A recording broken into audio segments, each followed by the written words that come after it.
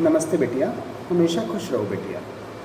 Myself, JVN Dr. Ravi Chen, Assistant Professor, Department of Practice of Medicine, in Faculty of Homeopathic Science at Jyoti Vidyapeeth Women's University, Jaipur. In these series of lectures, we are going to discuss about hepatobiliary diseases, that is, the diseases of the liver and bile tract. So after this series, we will be able to understand the various diseases that we are going to see or which are seen in case of hepatobiliary tract, and what are the clinical features, what are the investigations, and what is the management of such diseases. In the previous lecture, we had discussed about the normal bilirubin metabolism, and in this lecture, we are going to continue from the previous lecture, and today we are going to discuss about jaundice. Jaundice is a very important and very common disease that is encountered with the people. So after this lecture, we are going to learn or we are going to understand the various causes or the various types of jaundice, what are the different causes, the clinical features of different type of jaundice, the investigations that could be done, and the management of jaundice. So this is a very important topic from examination point of view, and on jaundice we get a question very frequently in the BHMS examination. This topic is prepared for the students of BHMS third year specially, and also for the BHMS fourth year students. So let's start with this topic. First of all, let us revise about the previous lecture. In the previous lecture, we had discussed about the normal bilirubin metabolism, how the bilirubin is prepared. So let's have a quick review about the bilirubin mechanism. In the last lecture, we had discussed that bilirubin is prepared from the destruction of the RBC in the reticuloendothelial system. From the RBC, we were getting heme, and this heme, from the heme, we were getting unconjugated bilirubin.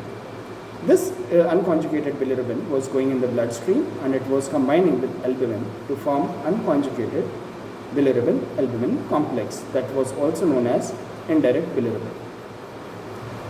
Then from the bloodstream, this combined unconjugated bilirubin-albumin complex was entering the liver, and in the liver, in presence of the enzyme uridine glucuronide transferase, it was converting into conjugated bilirubin, that was also known as direct bilirubin. This direct bilirubin was entering the gut mucosa, which was excreted via the bile into the gut mucosa, and we had formed urobilinogen. This urobilinogen had three fates. It could either be excreted with a stool, it could be excreted with a urine, or it could re-enter the enterohepatic circulation. So if it was excreted with the stool, it was excreted in form of stercobilinogen or the stercobilin. Around 80% of the urobilinogen was excreted with the stool. The second outcome was it was excreted by the urine in form of urobilinogen or urobilin. 2% of the urobilinogen was excreted by urine, and remaining 18% of urobilinogen was entering the enterohepatic circulation to enter again from the intestine into the liver, and this cycle is continuing. So this we had discussed in the previous lecture. We had also discussed about the normal bilirubin levels. I hope you have completed your homework which I had given you in the previous lecture. So now you are knowing about the normal bilirubin levels. You are knowing about the pathophysiology of the bilirubin mechanism. So the normal, let's revise the normal bilirubin levels. So the normal bilirubin level is less than 1 mg per dl or less than 17 micromole per liter. The conjugated bilirubin consists of 30% of the normal, that is 0.3 mg per dl or 5.1 millimole per liter. The total bilirubin concentration was around 0.2 to 0.9 mg per dl or 3.4 to 15.4 micromole per liter. This we had discussed in the previous lecture. Now today we are going to start with a very important topic, jaundice. So let's start with jaundice. After this lecture, you will be able to learn the different characteristic features of jaundice, as I have told you earlier. So what is jaundice? Whenever a patient of jaundice is coming to you, what you are going to see, how to examine for jaundice, and what are the various investigations and management, the different types of jaundice. All these things we are going to learn in today's lecture. Jaundice or icterus is basically the yellowish discoloration of the tissue that is resulting from the deposition of the bilirubin. So because of the deposition of bilirubin, there is a yellowish discoloration of the tissue. It is more easily seen in the sclera, and the scleral icterus, when the scleral icterus is basically yellowish discoloration. So what are the various sites where you can see jaundice? As I have told you in the previous lecture, jaundice can be seen in the upper bulbar conjunctiva. It could be seen below the tongue. It could be seen in the nails, on the palms. So these are the various sites where you can see for the jaundice. It can also be elicited by the deep yellow colored urine or the pale colored stool in case of obstructive jaundice. Now, when we are going to see the yellowish discoloration in the sclera. So, sclerus icterus becomes clinically evident and when the serum bilirubin level becomes greater than 51 micromole per liter. That is 3 times the normal range or greater than 3 mg per day. We already know the normal range of bilirubin in the blood. When it becomes 3 times the normal, it could be easily seen in the sclera. Now, what are the different types of bilirubin? We have already learned in the previous lecture that there are 2 types of bilirubin.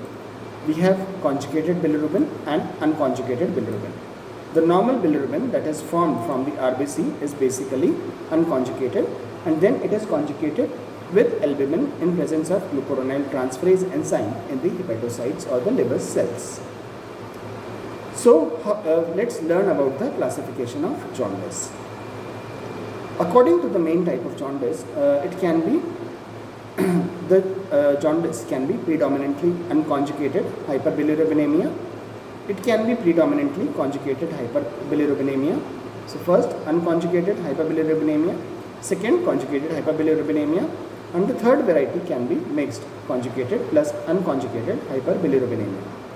Now we are going to see the different causes for each of them. Let's first discuss about the predominantly unconjugated hyperbilirubinemia.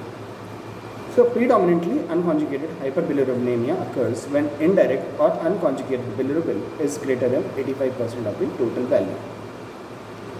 The causes includes hemolysis, resorption of large hematoma, ineffective erythropoiesis, which is seen in case of thalassemia, megaloblastic anemia, physiological jaundice of the newborn, congenital cases, in case of Gilbert syndrome and Crigler-Najjar syndrome. In all these cases, or because of all these causes, we can have predominantly unconjugated hyperbilirubinemia. The second one is predominantly conjugated hyperbilirubinemia. This is seen in case of direct or conjugated bilirubin when it is greater than 50% of the total. The causes includes hepatitis, cirrhosis of liver, cholestasis, different drugs like anabolic steroids, oral contraceptives, different type of toxins, congenital, Dubin-Johnson syndrome and Rotter's syndrome. The mixed variety consists of conjugated plus unconjugated variety. It is seen in case of in the cases when the conjugated bilirubin is 20 to 50% of the total. The causes includes viral hepatitis and alcoholic hepatitis.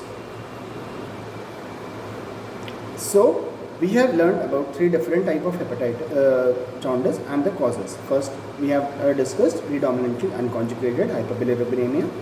Next, we have discussed predominantly conjugated hyperbilirubinemia, and the third one is mixed conjugated or unconjugated hyperbilirubinemia. Now, let's discuss one by one each of them. Unconjugated hyperbilirubinemia is due to 3 important factors. Unconjugated hyperbilirubinemia can be due to increased bilirubin production. If there is increased bilirubin production, that is seen in case of excessive RBC destruction. If excessive RBC destruction is taking place, then we know that more and more unconjugated bilirubin will be formed. These are seen in case of hemolytic disorders. Next, unconjugated bilirubin cause can be due to impaired hepatic uptake of bilirubin. When the liver cells cannot uptake unconjugated bilirubin, then it will also lead to the increased concentration of unconjugated bilirubin. This is seen in case of drugs that compete the uptake receptors. So there are certain drugs which compete with the uptake receptors of unconjugated bilirubin.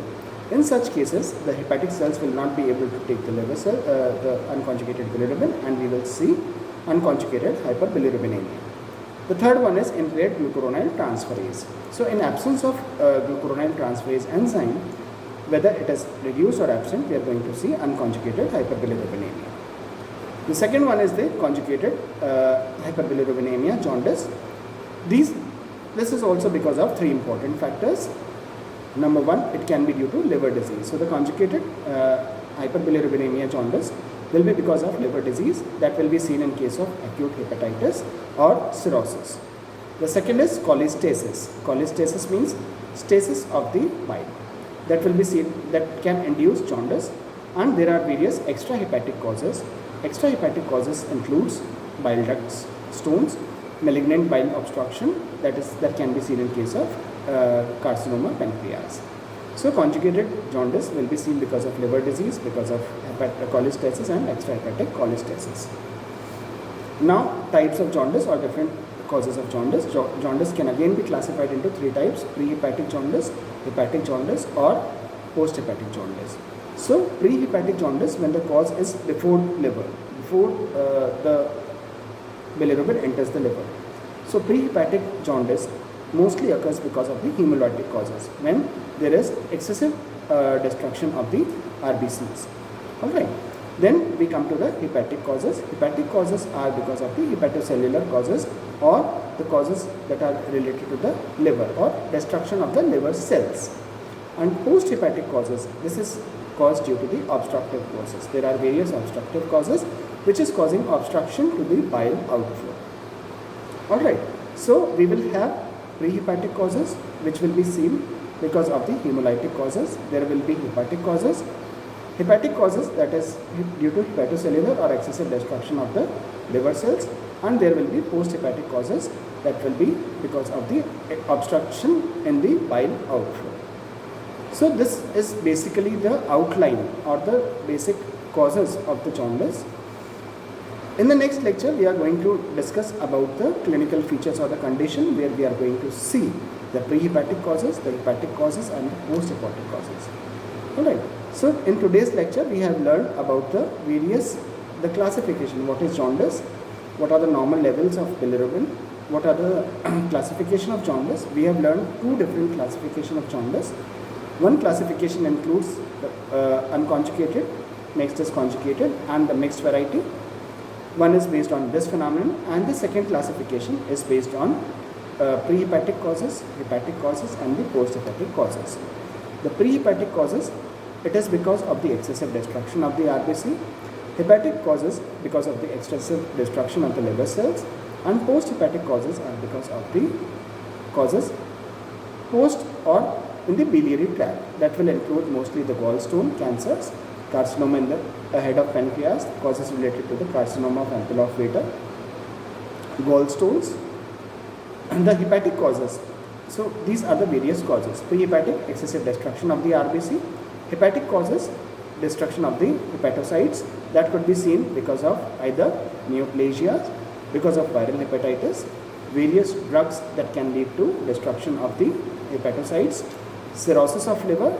In cirrhosis, we are getting fibrosis and nodular formation and different type of tumors.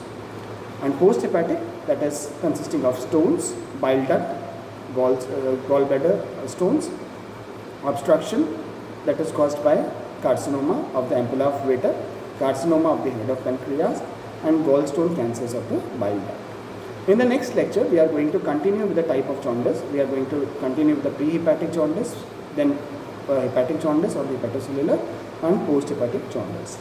Now it's your homework to go through the chapter in the book, to write about the different type of jaundice, to know the normal levels. You also have to learn. It's your homework to go through all the levels. In the last lecture, I have told you to go through the investigations, various investigations that are mentioned in the book about the liver and hepatobiliary tract diseases.